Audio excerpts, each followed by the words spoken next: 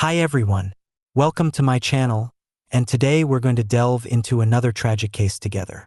This is not a tale of star-crossed lovers like Romeo and Juliet. Have you ever pondered the untimely departure of numerous talented and promising individuals, some barely in their 20s or 30s, who abruptly bid farewell to this world? The same tragedy struck Jamie and Peter James. Neither of them could have foreseen the horrific ordeal of burying their beloved daughter. The unexpected news arrived on October 26, 2023, around 4:30 a.m., when the principal of St. Andrew's Cathedral School in central Sydney sent an email to all students and parents. It stated that the school would be closed for the rest of the week due to a critical incident. 2 hours later, anxious families received another notification. The administration assured them that none of the students were involved. However, the news was unsettling, especially since it was later clarified that this directive did not apply to graduating students taking exams. For those distressed by the situation, psychological support was made available. On Thursday and Friday, forensic teams conducted a comprehensive search of the school building and its surrounding area. Access to the gym was restricted, and the adjacent shower area was scheduled for imminent demolition. The reason for this extensive investigation was the discovery of a body in the shower. Around midnight on October 25, 2023, the remains of a 20-year-old woman were found. She had last been seen alive at 7 p.m. The water polo coach had entered the gym shower and never exited. Surveillance cameras recorded someone following her around 8 p.m. The pursuer then left alone and headed towards the school exit. The woman's parents were the first to raise an alarm about her disappearance. Lilie had been uncontactable all day, and at 10 p.m., she sent a message asking to be picked up from work. Fortunately, the police, already informed about the situation, handled it instead. The night guard, making his rounds, witnessed a horrific scene. A woman lying in a pool of blood with a shattered head. After recovering from the initial shock, he called emergency services. Later, detectives asked a family friend to identify the body. The woman's face was so disfigured that it was hard to recognize the beloved Miss James. After the news of her death reached the public, her home was filled with people. Friends, neighbors, and acquaintances came to support her grieving family. Local residents also expressed their sorrow and respect for the prematurely departed, continuously bringing flowers and toys, turning the area around the house into a memorial. Yet this mysterious death was not the only intrigue in this case. The woman's visage bore such profound disfigurement that recognizing the beloved Miss James became an arduous task. On October 27th at 8 a.m., another tragic incident occurred just 11 miles from the site of the initial crime. The remains of a man were discovered by vendors working nearby.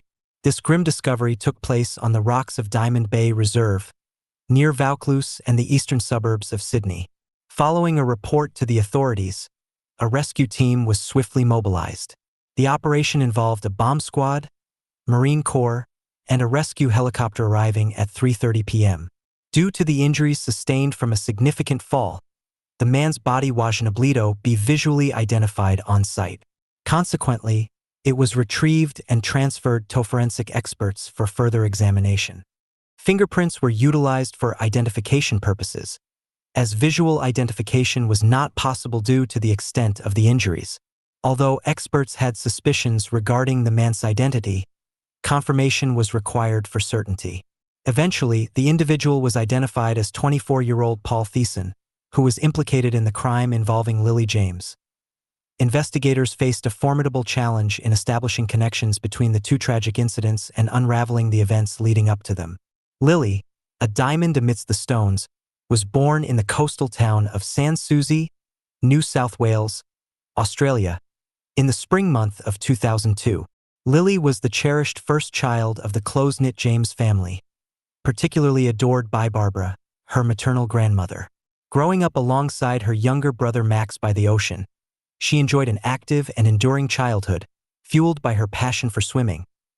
Supported by her father, who coached the water polo team at an Anglican girls' school in Hurstville, Lilie pursued her aquatic interests with enthusiasm.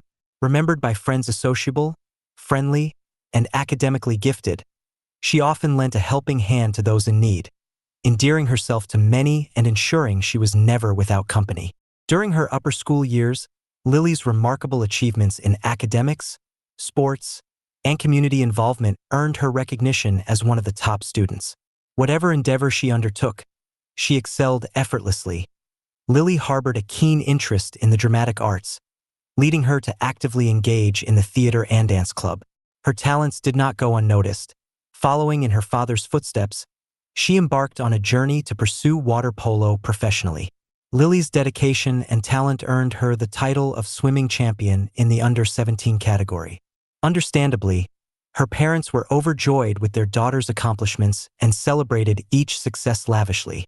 At the dawn of 2021, a new chapter unfolded in our heroine's life. To add flavor to her college routine and acquire teaching experience, she secured a position as a water polo coach at St. Andrew's Cathedral School. With her youthful vibrancy, engaging personality, and passion for sports, she swiftly forged connections not only with her colleagues and administration, but also with the group under her tutelage. The students were captivated by her, endeavoring to meet her high standards. It was during this period that Lilie crossed paths with the new cricket and hockey coach, Paul Thiessen. With his professional expertise and striking presence, he swiftly captured the attention of those around him. The ambitious young man not only excelled in his primary role but also taught part-time at another educational institution and was a member of the University of New South Wales hockey team.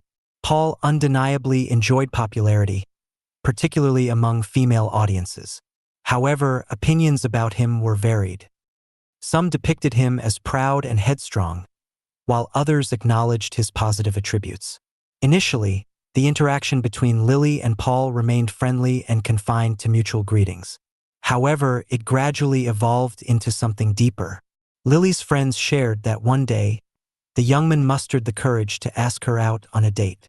Given Paul's charming smile, it was difficult for her to resist, and she agreed.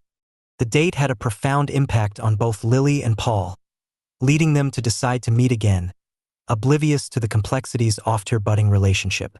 Lilie, with her innate kindness and openness, found herself falling deeply in love. Paul's gestures of affection, including compliments, flowers, and romantic evenings, suggested that he reciprocated her feelings. At this stage, the young couple made a mutual agreement to keep their relationship discreet, particularly from the school community, including the students. This adherence wasn't just a requirement of the school's policy but also resonated with Lilie's personal values. Ash preferred to maintain privacy regarding her personal life. Consequently, the couple exercised caution at work. However, despite their efforts, rumors inevitably began to circulate over time. As timid whispers escalated into a full-blown public discussion, Lilie was dismayed to discover who had disclosed their relationship. Paul had breached their agreement, and the way he portrayed their relationship led to condemnation toward Lilie. Feeling betrayed and humiliated, she confronted him about his actions and promptly ended the relationship. Despite Paul's attempts to reconcile and repeated pleas for forgiveness, Lilie remained resolute. Her only consolation was the realization that their relationship, though brief, had revealed his true character. Paul, whom fortune seemed to favor, was born in 1999 in the Netherlands. The Thiessen family relocated to Australia in 2015 due to a new position.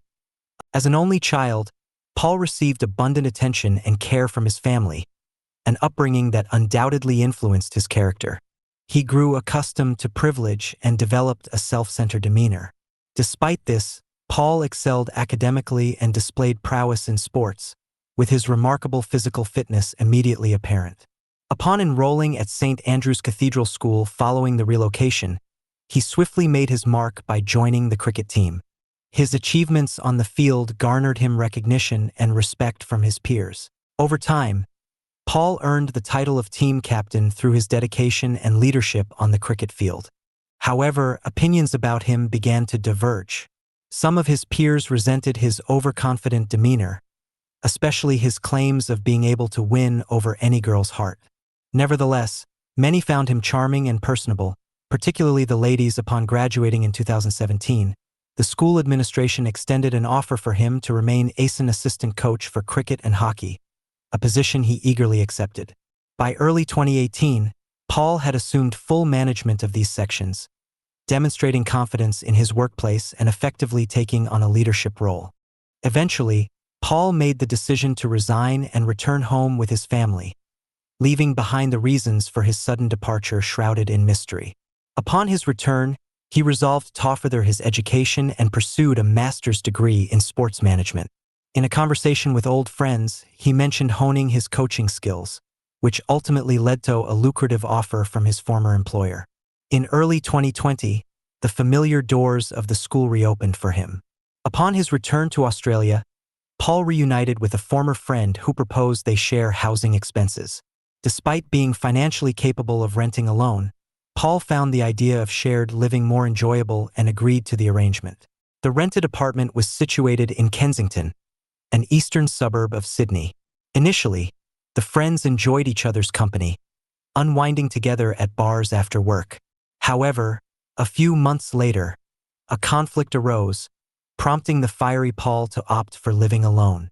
His parents confessed that despite Paul's bustling schedule and constant interaction with people, Hefton felt a sense of loneliness.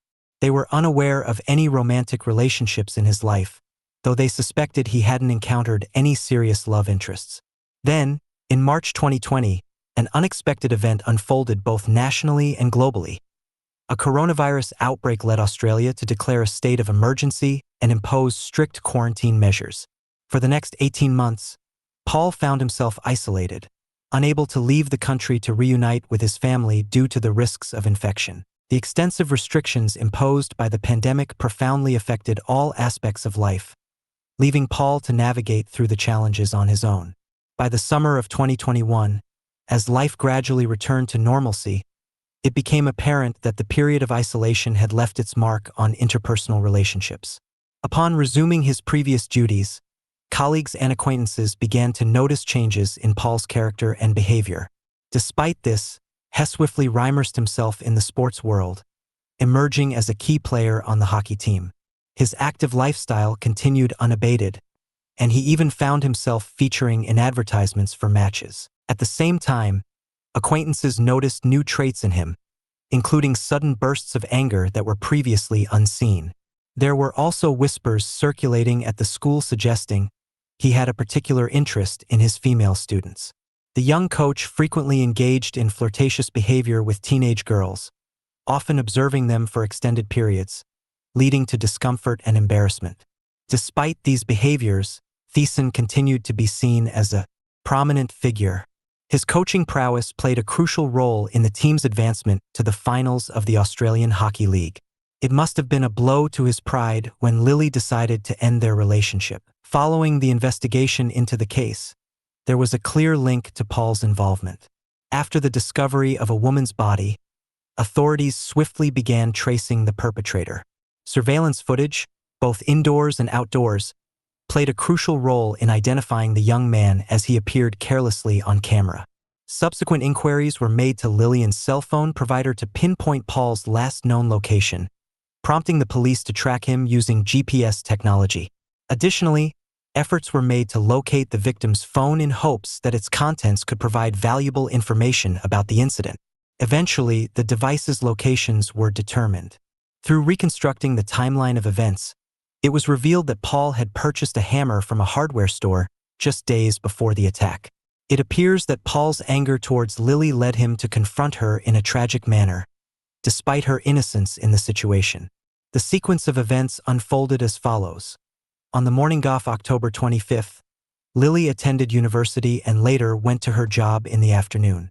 Meanwhile, her ex-boyfriend rented a silver Lexus and drove to the school. Although he had no classes, he remained in the car, waiting instead.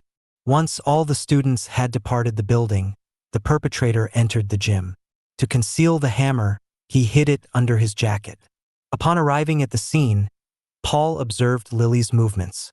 After she finished her training, she decided to freshen up and proceeded to the showers, presenting a vulnerable moment for the assailant to strike.